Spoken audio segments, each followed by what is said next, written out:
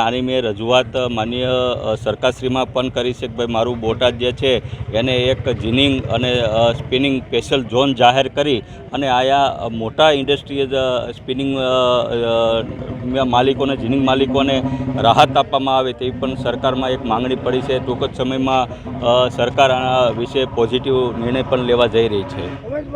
ખેડૂત મહાસભા ઘટના કેવી રીતે જોવો?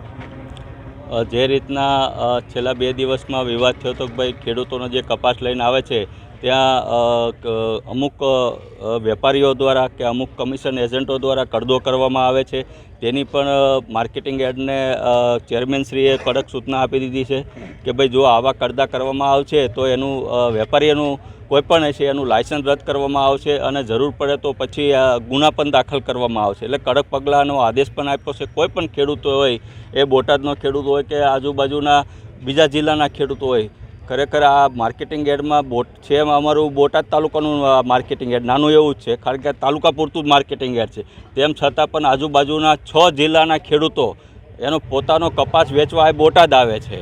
એ એટલા માટે આવે છે કે હર હંમેશ આખા ગુજરાતમાં જો સૌથી વધુ કપાસનો ભાવ દેતું હોય ને તો આ બોટાદ માર્કેટિંગ યાર્ડ છે। ગુજરાતમાં જે અન્ય માર્કેટિંગ યાર્ડો જે છે એની કરતાં 25 રૂપિયા 50 રૂપિયા મણે વધુ હોય છે આખા ગુજરાત કરતાં। અને બીજું બોટાદ જ એક માર્કેટિંગ યાર્ડ એવું છે કે જ્યાં ખેડૂત સવારે કપાસ હરાજી લઈને આવે છે, સાંજે તો એનું રોકડું 1 કરોડ સુધીનું પેમેન્ટ હોય તો એને રોકડું મળી જાય છે। અન્ય જિલ્લાઓ જે છે કે ભાઈ બાજુમાં જ રાજકોટ જિલ્લો છે, ત્યાં છે ગોંડલના ખેડૂતો, વિછિયાના ખેડૂતો, જસદણના ખેડૂતો અહીંયા હરાજીમાં આવે છે। બાજુમાં તે રાજકોટ જિલ્લો છે, ત્યાં બરવાળાના ખેડૂતો અહીંયા આવે છે, રાણપુરના ખેડૂતો અહીંયા કપાસ લઈને હરાજીમાં આવે છે।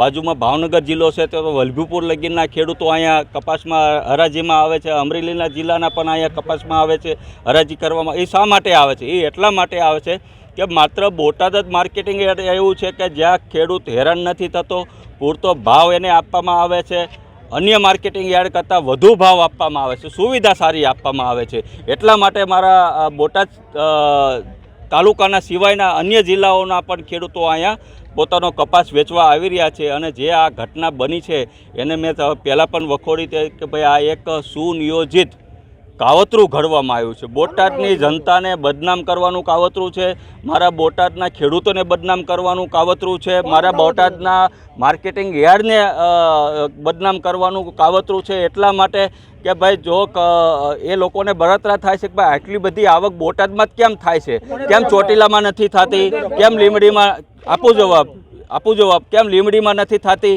બરાબર? ત્યાંય તે માર્કેટિંગ યાર્ડ છે જ તે।